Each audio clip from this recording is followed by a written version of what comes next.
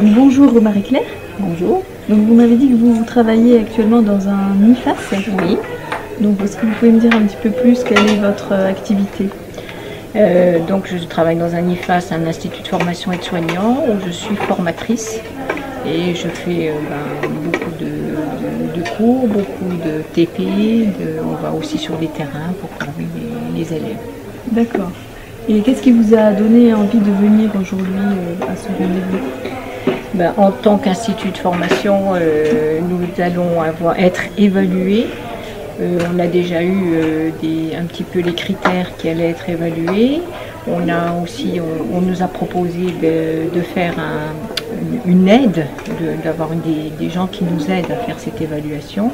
Donc la directrice de l'IFAS nous a envoyé un petit peu en formation, pour avoir un petit peu une autre vue de l'évaluation. D'accord, donc ce que vous veniez chercher, c'était aussi des éléments de connaissances différents de ce que vous aviez? Voilà, des éléments pour appréhender cette évaluation sous un angle différent peut-être. Et en lien avec ce que vous avez entendu ce matin, qu'est-ce qui fait écho avec votre pratique? Effectivement, par rapport à la deuxième intervention, ça fait beaucoup plus écho que la première qui est plus théorique, on va dire, une approche plus théorique, alors que la deuxième m'a beaucoup intéressée dans le sens où tout ce qui est normes, tout ça, des réticences qu'on peut avoir par rapport à cette évaluation qui est après réflexion peut nous aider quand même à l'appréhender beaucoup plus facilement. Donc ça concrètement, vous avez identifié du coup des difficultés ou des... Les difficultés étaient déjà plus ou moins identifiées, mais ça nous permet un petit peu de relativiser, je pense, les difficultés.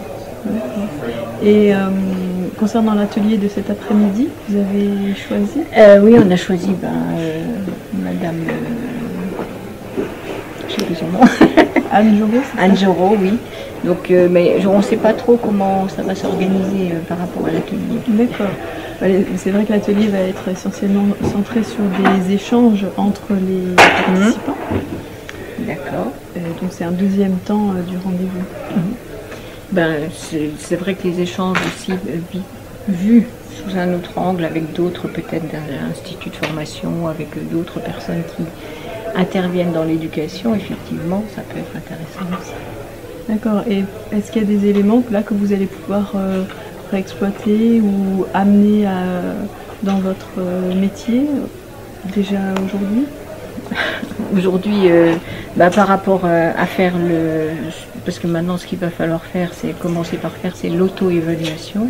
Et effectivement, par rapport aux critères d'auto-évaluation, ça peut être intéressant de poser des questions.